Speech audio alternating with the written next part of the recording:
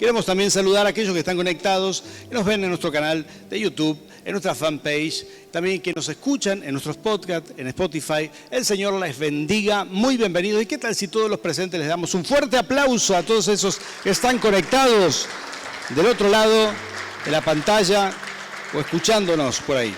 Que el Señor les bendiga. Muy bien. Bueno, siempre es importante darle la bienvenida a los que están conectados. Hay gente que nos escucha el día domingo, en cualquier otro día de la semana, en cualquier otro mes, y la palabra siempre es pertinente, siempre es buena para crecer. Y hoy tenemos aquí la última entrega de esta serie. Hemos extendido esta serie por una razón muy específica, queremos hablar de un tema más, pero se llama El poder de una vida encendida. Gloria a Dios por esto. ¿Cuántos de ustedes ya saben, estás lleno del Espíritu Santo, que tu vida es para alumbrar a otras personas? ¿Sí? ¿Habrá alguien aquí que ya está convencido de esto? Bueno, hay una anécdota o una historia con la cual quiero conectar, como en quizás formato de alegoría, acerca de la antorcha de los Juegos Olímpicos. ¿Habrá alguien aquí que está familiarizado con esto? ¿Has escuchado de esta antorcha? ¿Sí? Es una antorcha que se lleva, digamos, desde un lugar a otro, se lleva desde Atenas, se enciende en Atenas, ustedes pueden ver algunos videos de esto, es un cono de vidrio, de espejos, se pone una antorcha, ahí se enciende en Atenas, ¿sí? Creo que en la ciudad de Olimpo, después se viaja a Atenas, en Olimpo, vamos, tenemos aquí algunos datos. La llama olímpica, se llama así. ¿Alguno de ustedes está entrenando para algún juego olímpico? ¿No? ¿Al menos para bajar la panza? ¿Sí? Ahora estamos más cerca, ¿no? Bien, me alegro. Ahí está. 263 kilómetros desde Olimpo hasta Atenas se traslada y luego de Atenas al mundo. Depende del lugar, de la ciudad anfitriona, depende del lugar donde va a recibir esta llama, este fuego. Se lleva esta antorcha y se enciende en el lugar donde van a recibir los Juegos Olímpicos. Esto se practica desde 1936 en Ámsterdam. Se inicia por primera vez y se va llevando a cada país. Y se lleva a un lugar en la ciudad anfitriona que se llama pebetero, ¿sí? Se enciende esa llama más grande, está esperando ese lugar que la antorcha olímpica llegue con ese fuego que se encendió en Atenas, muy simbólico, y se enciende esa llama y se enciende el pebetero, ¿no? Esta llama sale de Atenas para recorrer el mundo. Así como el Evangelio sale a buscar nuevos lugares donde alumbrar, de esta misma manera llega esta llama encendida a encender el pebetero en cada ciudad de origen. Creo que los próximos Juegos Olímpicos se harán en Los Ángeles, en California. Entiendo que así va a ser muy, muy bueno sin dudas. Y hay unos datos curiosos acerca de esto. Hay unas noticias que no son muy populares. ¿Cuántos de ustedes les gustan los chismes? Ay, yo pensé que me iban a decir que no, pastor, somos cristianos, acá no nos gusta, pero me levantan la mano de que sí, es impresionante. Bueno, acá va entonces los chismes. ¿Saben que hay gente que intenta apagar la llama mientras están yendo al pebetero? ¿Sabían esto? Esto es muy curioso, lo pueden buscar en internet. Hay gente que, por ejemplo, Juegos Olímpicos de Tokio, ¿sí? Alguien salió con un extinguidor a apagar la llama. El tipo iba con la antorcha olímpica. Son jugadores ilustres que han participado en otros juegos y se les da el honor de llevar la antorcha. Y cuando están por llegar, alguien se apareció con un extintor. ¿Sabes lo que significa esto? Que si se la apagaban, tenían que volver el proceso, según el protocolo, tienen que volver desde Atenas a encender el fuego, viajar en el barquito todos los días. Le atrasan los juegos. Imagínate todo el movimiento que sería por un tipo con un extintor. ¿Qué? Lo atraparon, lo metieron preso inmediatamente. Lo mismo pasó en los Juegos Olímpicos en Brasil, ¿sí? Intentaron, creo que fue en San Pablo, una señora, ¿sabes que los brasileños les encanta el carnaval, los jueguitos con agua? Vino con una pistola con agua la señora y le tiró a la llama. La agarraron, la metieron presa, se la llevaron, no pudieron apagar la llama. Y yo quiero hacer una alegoría con esto, quiero hacer una declaración profética sobre tu vida, porque vos sos una llama encendida. ¿Cuántos dicen amén a esto? Y no habrá quien pueda apagar esta llama. Y por ahí quizás sentís que hay quienes intentan intentan ocultar esa luz, intentan apagarla, pero yo quiero proclamar en el nombre de Jesús que nada, ni nadie podrá apagar esta llama, porque es la llama del Espíritu Santo sobre tu vida. ¿Cuántos dicen amén a esto? Y con esto vamos a comenzar, porque lo que hoy vamos a hacer aquí es entender que muchas veces el Señor nos llevará, así como estábamos alegorizando con la antorcha olímpica, nos va a llevar a lugares de oscuridad, nos va a llevar a lugares nuevos, nos va a llevar a lugares donde nos vamos a sentir incómodos por ser cristianos. A lo mejor ya te ha pasado esto. Quizás llegaste a algún lugar donde decís, caray, en esta empresa, en esta facultad, en este nuevo lugar de trabajo, nadie tiene fe. Es más, parecen que son antagónicos a la fe, parece que son totalmente contrarios a la fe, y uno se siente un poco de malestar. ¿Te ha pasado esto? Y uno diría, ¿qué estoy haciendo acá? ¿Será que Dios me va a usar? ¿Será que puedo hablar de mi fe acá? ¿Será que otras personas van a conocer al Señor? Y a veces, de tanto que uno siente el rechazo hacia la fe, uno puede empezar como a sentirse como intimidado, ¿sí? Se puede sentir incómodo por el lugar donde estás y decís, este no es un lugar para mí. Y hay cristianos, de hecho, que me dicen, no, yo no quiero estar más en ese trabajo, no quiero estar más ahí, porque no comparten los valores, es un ambiente muy difícil, es un ambiente de corrupción, es un ambiente de perversión. Y si sos un buen hijo de Dios y la llama del fuego del Espíritu está en ti, entonces es probable que todas estas cosas te van a incomodar, te van a hacer sentir mal. Vas a decir, no, la verdad que no me gusta el lugar. ¿Te ha pasado esto? Porque a veces estamos en un lugar donde hay mucho choque espiritual y esto suele ser muy normal. Sin embargo, uno tiene que entender que en esos lugares puede que el Señor también esté trabajando contigo. Puede que el Señor esté trabajando de manera especial. Puede que Él tenga un plan. Yo quiero contarte una historia, porque esto es lo que entendemos que Dios va a hacer. Dios va a sacarte de muchas de tus seguridades, ¿sí? Va a sacarte de tu zona de confort para que otros conozcan a Cristo a través de tu luz, ¿sí? Ahí cuando ustedes tenían que haber dicho, amén, pastor, gloria a Dios, qué lindo, lo recibo, ¿sí? Te va a sacar, te va a arrancar de tu zona de confort, de tu seguridad, de tu comodidad. Probablemente esto lo estás tomando como una palabra profética que no te gusta, ¿verdad? Pero así será. Será que Dios va a hacer esto con plenitud de vida, nos va a llevar a nuevo. De hecho, esto ha hecho conmigo a lo largo de mi vida. Me ha llevado por lugares donde o me ha puesto en situaciones que no era mi zona de confort. Como por ejemplo, esto de hablar en público nunca fue mi zona de confort. Yo no nací para esto, yo tuve que aprender, ¿sí? Nerina no, Nerina le encanta, ella tiene una facilidad, muchos de mis hijos tienen una facilidad para estar en la plataforma, no ha sido mi caso. Y estoy seguro que Dios también con cada uno de nosotros nos va a mover, nos va a movilizar, nos va a exponer para hablar, para dar testimonio, para hacer cosas en lugares donde no nos imaginamos. Es más, donde pensamos que hay mucha oscuridad. Y como te he hablado antes en las otras entregas de esta serie, probablemente el apóstol Pablo tenía su zona de confort. Si él llegaba a una ciudad, iba a predicar a una sinagoga. Ese era su ámbito. Él era doctor en teología. Entonces podía hablarle sin problemas, discutir de la ley, enseñarle a todos los judíos. Y también era una zona de confort nueva para él, pero en la cual se desarrolló muy bien, enfrentar al diablo. Él podía enfrentar a un hechicero, como hemos visto la semana pasada, podía enfrentar potestades, podía sujetar demonios. Es algo que él manejaba muy bien. Sin embargo, él va a entrar ahora en un ambiente donde no estaba acostumbrado. Va a llegar por primera vez a la ciudad de Atenas, ¿sí? Justamente donde se celebran los primeros Juegos Olímpicos. Y en Atenas, el apóstol Pablo va a sentir un choque espiritual que nunca había sentido. Quizás es esto de lo que estábamos hablando recién, cuando uno llega a un lugar y siente que todo es adverso al Evangelio, que todo está en contra, que la gente no tiene fe, que hay demasiada corrupción o quizás corrupción espiritual, idolatría, que hay demasiada promiscuidad. Bueno, todo esto junto puede ser una bomba para un cristiano. Pero acá está el apóstol Pablo llevado a Atenas,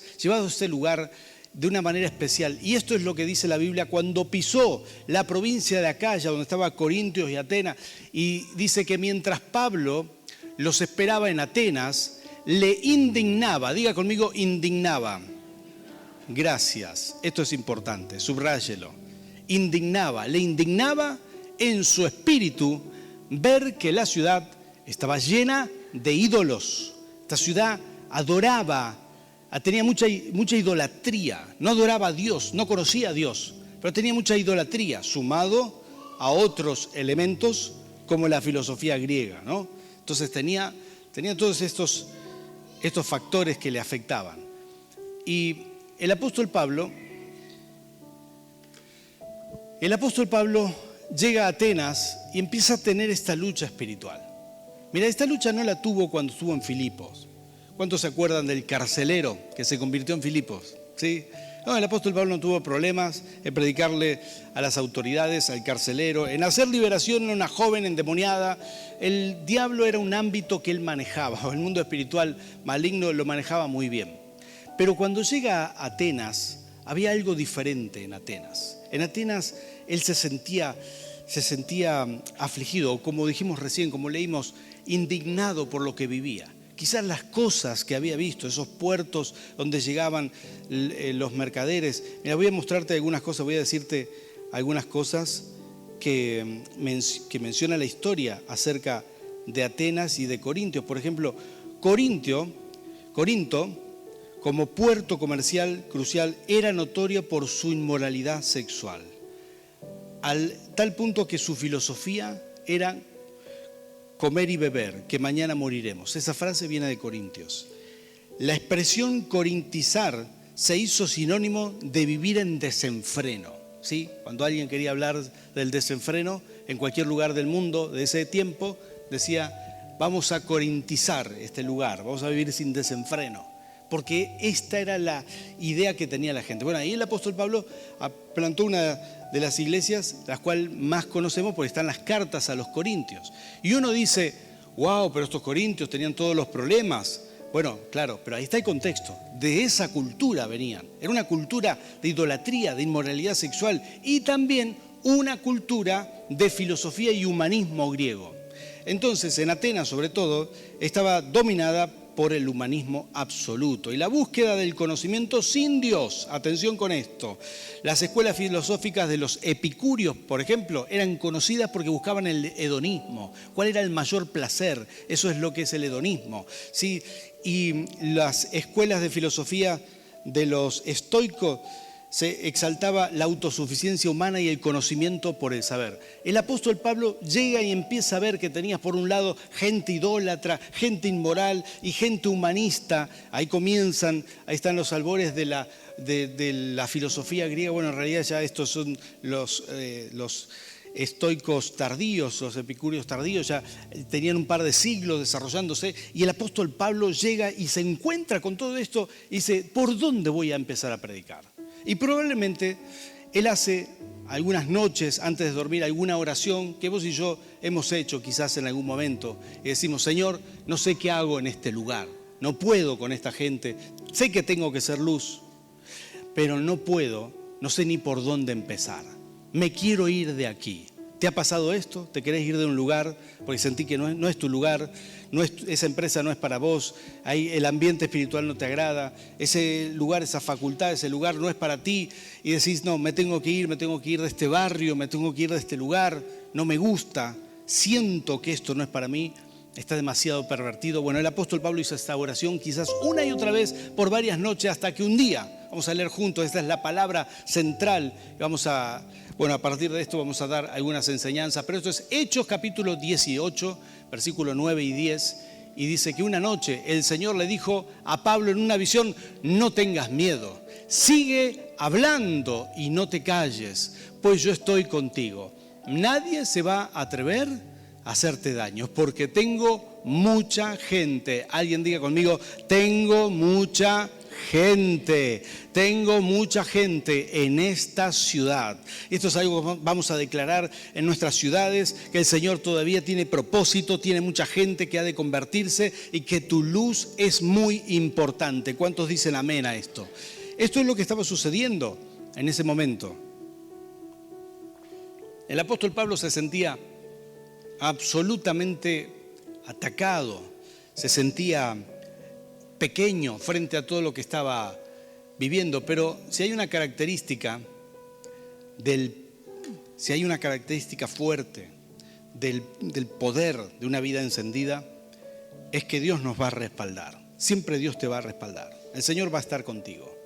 La luz que tenés no es cualquier luz. La llama que tenés no es cualquier llama, es la llama del Espíritu. Es la que está sobre tu vida. Es el poder de Dios. No hay manera de ser vencido si el Señor está contigo. No hay manera. El apóstol Pablo no tuvo esta indignación cuando tuvo que enfrentarse al Imperio Romano, no tuvo esta indignación cuando tuvo que enfrentarse a los demonios, pero se indignó cuando tuvo que enfrentarse a la filosofía griega. Él se indignó cuando vio la corrupción moral que había en esa ciudad. Ahí él se sintió indignado, él se sintió que no podía con esto, porque probablemente este todavía es un enemigo mayor. Cuando el ser humano le da rienda suelta a sus ideologías, a su pecado, a su carne, y probablemente aunque Satanás está detrás de todo esto, y sin duda es al fin y al cabo una lucha espiritual, pero es una lucha espiritual que el ser humano defiende. Cuando alguien está plantado en su manera de pensar, en su ideología, en su forma de ver las cosas. Me tocó alguna vez ir a predicarle a una persona. Esta fue la única vez en mi vida que me tocó. He hablado con gente que le gusta mucho la filosofía, profesores de filosofía, gente que ama el pensamiento, y no es fácil hablar de Dios. Pero me tocó una vez, una persona me pidió que fuera en su lecho de muerte, realmente a los pocos días falleció. Y estando allí, hablamos un poco, él me comentó que era profesor de filosofía o licenciado en filosofía y le encantaba. Y yo también estudié filosofía, pero soy profesor a nivel secundario. Él realmente sabía mucho de filosofía, entonces hablamos un poco y yo, claro, conectaba con la fe. Le expliqué, mira, esto es lo que dice la filosofía, pero esto es lo que enseña la fe. Algunos filósofos hablaron, sí, de la angustia existencial. Hay que pensarlo desde un enfoque existencialista, y charlamos y traté de llevarle, y le terminé diciendo, pero la verdad es esta. Es que probablemente si vos no salís adelante de esta enfermedad, entonces vas a experimentar esto. Vas a abrir los ojos en un mundo nuevo. Y tu fe, haber hecho una oración, decirle al Señor, yo me entrego a ti, esto te puede salvar. Esta es la única salvación que hay para aquellos que creen. Si vos haces esta oración conmigo, vamos a orar juntos. Y mira, y a lo mejor vos me digas, no estoy muy convencido, pero te voy a decir esto. No importa que no estés del todo convencido. Si haces esta oración y resulta que lo que yo te digo era cierto, cuando estés del otro lado, serás feliz eternamente. Y si no haces esta oración, que no tenés nada que perder haciéndola, pero si no haces esta oración, lo que es seguro es que si lo que te estoy diciendo yo es verdad, entonces cuando abras los ojos del otro lado, solamente te espera condenación. Le expliqué el Evangelio, traté de razonar con él si esto es posible. Y le dije, llegó el momento y le dije, ahora vamos a orar juntos. Y él me dijo, no, pastor, gracias. Yo voy a morir firme en mis convicciones. Si no se puede llegar a Dios a través de la razón, entonces no quiero llegar a Dios. Y yo me quedé helado. Dije, ¿cómo es posible? Porque esto sucede con la filosofía, con el humanismo. Cuando algo se te clava en la cabeza, cuando un razonamiento entra en tu vida, un razonamiento así, apela al sentido más terco del ser humano, y donde vos te encaprichás con algo y querés lograrlo a tu manera, y cuando eso no tiene respuesta, probablemente vas a encontrarte en un vacío existencial absoluto, que era lo que tenía esta persona, ¿sí? Y fue una charla angustiante, y yo me fui de ahí y dije, Señor, te pido por misericordia, te pido que tengas misericordia de él, haz algo, a ver si a alguien más le predica antes de que partieran, no sé, a lo mejor esto sucedió, pero lo cierto es que uno de los enemigos más grandes que tenemos, aparte de las tinieblas, es la incredulidad del mismo ser humano.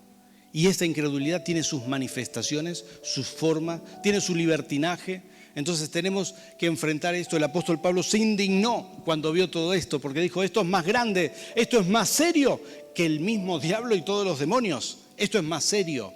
Y de pronto esa es la realidad. Por eso yo quiero terminar esta serie con esta palabra. Voy a dejarte algunas algunas estrategias. Lo que recibió el apóstol Pablo para mí es la clave, ¿no? El Señor le dijo, tranquilo, yo estoy obrando. Y esto yo quiero que lo tomemos en nuestra vida. El apóstol Pablo se sintió indignado, pero sin embargo, a pesar de que él estaba indignado por ver todo lo que vio, Dios seguía obrando. Yo quiero proclamar esto. No, quizás no lo podemos ver, pero Dios está obrando en tu barrio, está obrando en tu empresa, está obrando en esta ciudad, está obrando en los lugares más oscuros, está obrando en universidades, está obrando en algunos lugares donde vos decís, acá parece que todo el mundo rechaza a Dios. No es cierto, Dios está obrando. El Señor le dijo al apóstol Pablo, yo tengo mucho pueblo ahí, y el Señor todavía tiene mucho pueblo ahora. ¿Cuántos dicen amén a eso? Esto es importantísimo, creerlo es importantísimo. Te vas a encontrar en lugares en que parece que todos rechazan a Dios, pero Dios está obrando. Así que a partir de eso, nosotros tenemos que ajustarnos a lo que Dios quiere hacer. Y aquí viene la palabra para vos. El Señor te quiere sacar de tu lugar de confort. Quiere arrancarte de algunas de estas comodidades. Y ahí cuando vos decís, amén, pastor, estoy dispuesto, aleluya, gloria a Dios. Qué bueno. Y así que número 1, el mensaje que llena una necesidad real. A veces nosotros tenemos que enfrentar esto. Compartir el Evangelio que llena necesidades reales y no solamente, quizás, no solamente lo que nosotros queremos compartir, sino a partir de la necesidad de la gente. Una manera importante de ver las cosas. Creo que nosotros aquí en Plenitud de Vida tratamos de aprender esta lección hace mucho tiempo, ¿no? Pero miren lo que hizo el apóstol Pablo para hablarle a esta gente. Una vez que recibió la palabra y una vez que estuvo seguro, porque esto es importante, saber que Dios te quiere usar en esto, entonces él oró y dijo, bueno, Señor, dame una estrategia, mostrame cómo voy a hacer las cosas. Y fue al Areópagos, fue un lugar donde se hablaba de filosofía, ¿sí? Donde la gente quería escuchar. Entonces él dice estas palabras, atenienses, veo que ustedes son sumamente religiosos en todo. Miren qué bien que se lo expresa como un punto positivo. En realidad, eran unos idólatras de porquería que adoraban todo, ¿verdad? Sin embargo, él se los pone en buenos términos y les dice, veo que son religiosos en todo. Al pasar y fijarme en sus lugares de culto, encontré incluso un altar con esta inscripción, a un Dios no conocido. ¿Sí? Esto es el colmo de los colmos. Ellos adoraban a todas las deidades que andaban dando vuelta por ahí, le habían hecho un altar, una estatuita, una cosa, y por las dudas, le quedara alguno por ahí que no conocían, hicieron un nicho vacío que decía al Dios no conocido. Si nos queda alguno, bueno, si le queda el traje que se lo ponga, ¿no? Más o menos así, este era el enfoque. Entonces el apóstol Pablo, cuando ve esta aberracidad, ¿no? Por esto estaba tan sorprendido, tan indignado el apóstol Pablo cuando ve todo esto y encuentra ese último nicho ahí. A partir de eso dice, caramba, esta puede ser la puerta. Y se pone claro, porque cuando vos entendés que Dios dice, tengo mucho pueblo acá, entonces empezás a pensar que sí es posible. Y empezás a pensar en función de eso. Probablemente muchos de nosotros no somos luz, no logramos alumbrar porque nos hemos cerrado y dijimos, en este lugar ya nadie va a creer. Pero yo quiero traerte una palabra que abra tu entendimiento espiritual. Sí, porque de pronto vas a hacer lo que el apóstol Pablo estuvo haciendo allí. Vas a encontrar una llave que antes no la veías porque eras vos el que estaba cerrado, pero ahora el Señor está abriendo tu corazón, te está mostrando algo nuevo. Entonces el apóstol Pablo hace esto, dice, bueno, encuentra esta inscripción a un Dios no conocido.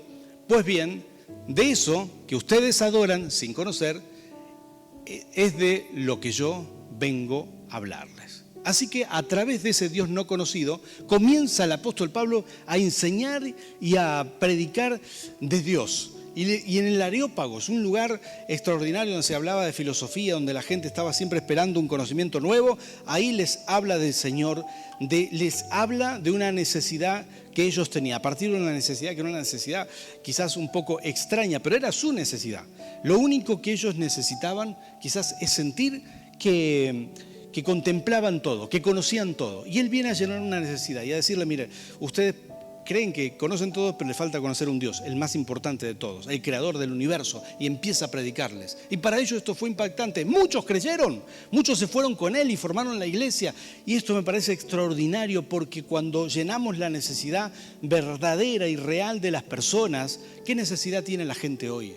¿Qué necesidad está atravesando. Si el apóstol Pablo estuviera aquí en este momento, bueno, quizás las necesidades que cubriría serían distintas a las que nosotros hablamos.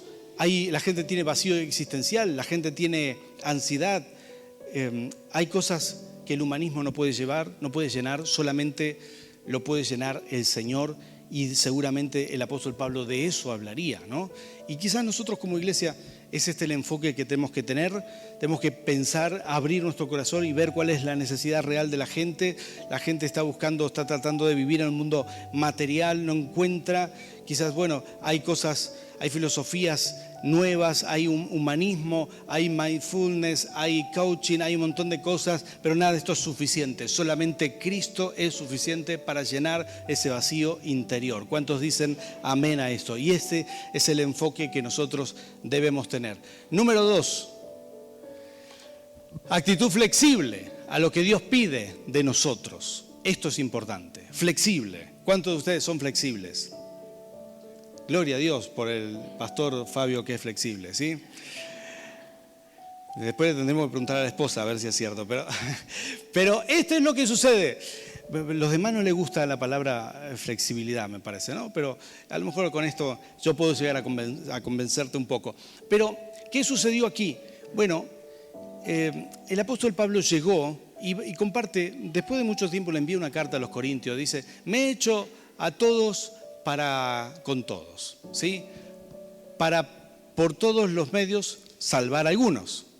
A los judíos me hice judíos yendo a las sinagogas, y a los griegos me hice griego usando la filosofía en el Areópago. Esto fue lo que hizo el apóstol Pablo. Alguien diga conmigo flexibilidad, ¿sí? Me encanta, flexible. El apóstol Pablo tenía un tema aquí, ¿no? Dios lo tomó y le dijo: te voy a cambiar la estrategia. Salió de su zona de confort, salió del lugar seguro.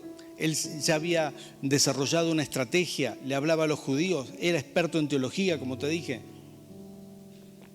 Le era fácil hablarle a sus compatriotas, pero ahora esto ya no era de su pueblo, esto era hablar en otro idioma, ¿sí? Esto era hablar en griego koiné. Todo era diferente para él. Tener que enseñar filosofía y predicar charlas profundas en otro idioma no es fácil. La flexibilidad del apóstol Pablo aquí es sorprendente. Lo que el apóstol hace es tremendo. Dios le dice: basta de sinagogas, a tal punto que cuando sale de Corintio y llega a Éfeso, ya no va más a una sinagoga, va a la escuela de un tal Tirano. ¿Cuántos se acuerdan de eso? Hechos 19. Va a la escuela de Tirano y comienza a predicar en una escuela de filosofía. Y dice por primera vez las Escrituras que lo llenó todo del Evangelio en la provincia de Asia Menor. Y esto es lo que Dios había hecho con él. El Señor quería cambiar su estrategia, quería cambiar algo en él, que esa antorcha no dejara de brillar, pero con nuevas estrategias. Y probablemente, si el Señor quiere hacer esto contigo y el Señor te llama y te dice: quiero cambiar algo, le dirías al Señor: heme aquí estoy, soy flexible a cualquier cambio. Hay personas que les cuestan los cambios, ¿sí? Les cuesta mucho, el menor cambio le afecta, pero el apóstol Pablo estaba dispuesto a cambiar, a hacer lo que sea para poder obedecer y lograr esto de rendirse a lo que Dios quiere. Algo que me parece fundamental, que es que habrá que tener en segundo o en tercer lugar nuestras comodidades, nuestros enfoques personales, y probablemente esto es lo que más cuesta. Pero yo quiero dejarte este desafío muy grande. Quiero pedirte que vos examines tu corazón, que ores, que lo chequees, que mires esto. Si Dios te pide un cambio profundo en tu vida, ¿qué tan dispuesto estás a cambiar? Porque el Señor puede trabajar más con las personas flexibles. Aleluya, gloria a Dios. Tocale que está al lado tuyo, decirle: fíjate si eso no fue para ti, ¿sí? Muy bien, acá va. Número 3 y último. Le voy a pedir a los adoradores que pasen por aquí. Empiecen a adorar suavemente con los instrumentos. Rendición, obediencia aunque no entienda. La obediencia aunque no entienda funciona siempre bien, porque es a la manera del Señor y no es a nuestra manera. La obediencia del apóstol Pablo me parece extraordinaria, ¿sí? Cuando él escribe a los Corintios acerca de ese periodo que estuvo allí, en Grecia, en la provincia de Acaya, él va a decirles estas palabras. Así que cuando fui a Corintio, no fui con retórica ni con sabiduría a proclamarles el testimonio de Dios. La retórica era una práctica de la filosofía para expresarse en público. Me propuse más bien, estando entre ustedes, no saber de otra cosa, sino de Cristo y de este crucificado. ¿Sí? Y me encanta porque se enfoca en esto, se enfoca en cuál era su mensaje, y esta flexibilidad tiene que ser así. Cambiamos las formas, pero no cambiamos el mensaje. Y sumado a esto, la obediencia. ¿Cómo te ves a vos mismo? ¿Cómo ves tu vida? ¿Cómo crees que te ve el Señor? Puede verte el Señor y decir, acá está mi hijo, mi hija, el que es obediente, en quien yo puedo confiar, le puedo pedir lo que sea y lo va a hacer aunque no lo entienda. Porque ahí está la otra, ¿eh? Hay cosas que no entendemos y decimos, no, pará, si el Señor no me lo explica, no voy a ningún lado. Si el Señor no me muestra por qué vamos a hacer esto, yo necesito respuestas, necesito entender. Pero el apóstol Pablo obedeció sin necesidad de entender. Dios le dijo, quiero que te quedes, no te vayas, que sigas hablando, que sigas hablando.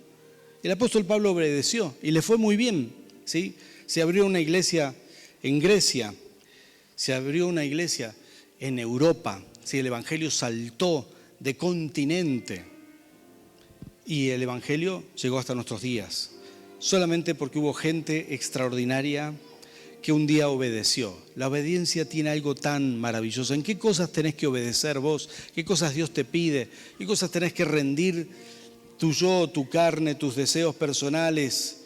Todos tenemos algún desafío de obediencia. Todos tenemos cosas que Dios nos pide. El Señor quizás te pide aconsejarle a alguien, acompañar a una persona, hacer algo por alguien. ¿Y qué tan dispuesto estás a obedecer esa voz? A veces decimos, Señor, yo tengo ganas de obedecer, pero postergamos y decimos, bueno, mañana lo haré, pasado mañana, en algún momento lo voy a hacer. Pero ¿sabes qué?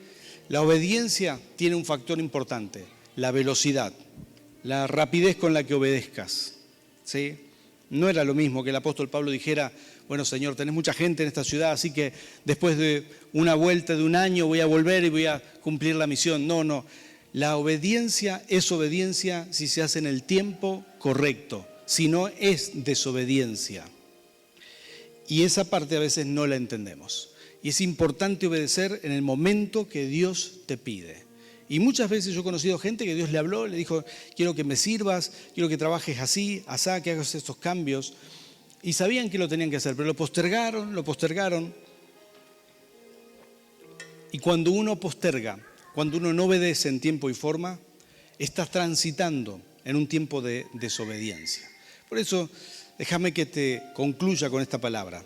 El Señor nos saca de una zona de confort, nos arranca, nos moviliza, nos empieza a llamar a hacer algo nuevo. Y esto a mí me parece extraordinario. Pero aquí se va a ver qué hay en nosotros, si hay flexibilidad, si hay obediencia, si hay entendimiento. Muchas cosas tendremos que cambiar quizás a futuro con tal de que alguien más conozca a Cristo. Y lo que dijo el apóstol Pablo es tremendo. A los judíos me hice judío, a los griegos me hice griego, con tal de ganar alguno. Y probablemente esto es lo que le agrada al Señor. Esto es, no probablemente, seguro, muy seguro, lo que a Dios le agrada. Él quiere usar tu vida, quiere usar, y toda esta serie de mensajes tienen un propósito, ¿sí? Que nuestro ministerio nunca se vuelva una iglesia donde el domingo o el sábado, tenemos cultos sábados y domingos, nos preocupamos de qué ropa vamos a ponernos, nos venimos a recibir aquí, a adorar, a exaltar, a tener un momento en la presencia, nos vamos con gozo y hasta el domingo siguiente no nos volvemos a encontrar. Que esto no nos pase nunca, que nosotros seamos creyentes de lunes a viernes, que pensemos en quién necesita de Dios todo el tiempo y que cuando llega el fin de semana, aún antes de llegar a la iglesia, antes de venir aquí, nosotros al menos podamos pensar en alguien que necesita venir a la iglesia, que necesita del Señor, que rompamos con este egoísmo espiritual que a veces tenemos los cristianos que tenemos muchos años en Cristo. Pensar en otras personas y que esto se rompa ahora en el nombre de Jesús. Que haya flexibilidad, porque a veces Dios te va a decir, no, ¿sabes qué? Quiero que hoy le escribas a tal persona. Quiero que lo pases a buscar, quiero que lo invites. Y si Dios te dice eso, ¿tendrías la flexibilidad? Aprendemos del apóstol Pablo, aprendemos estas cosas y necesitamos aplicarlas. Así que cerramos esta serie con el mayor desafío que podemos tener para enfrentar nuestros enemigos, los enemigos internos de la iglesia, los externos, para enfrentar las tinieblas y aún el humanismo. Necesitamos estar fuertes, obedientes, flexibles a lo que Dios quiere hacer, si no probablemente no tendremos éxito. Pero estamos llamados a tener victoria en todo. Estás llamado a tener victoria. Estás llamado a ser luz. Estás llamado a que otros conozcan a Dios a través de tu vida. Este es el llamado del Señor. Así que, iglesia, ponte de pie. Vemos a todos los adoradores que pasen por aquí. Y vamos a tener un momento de adoración.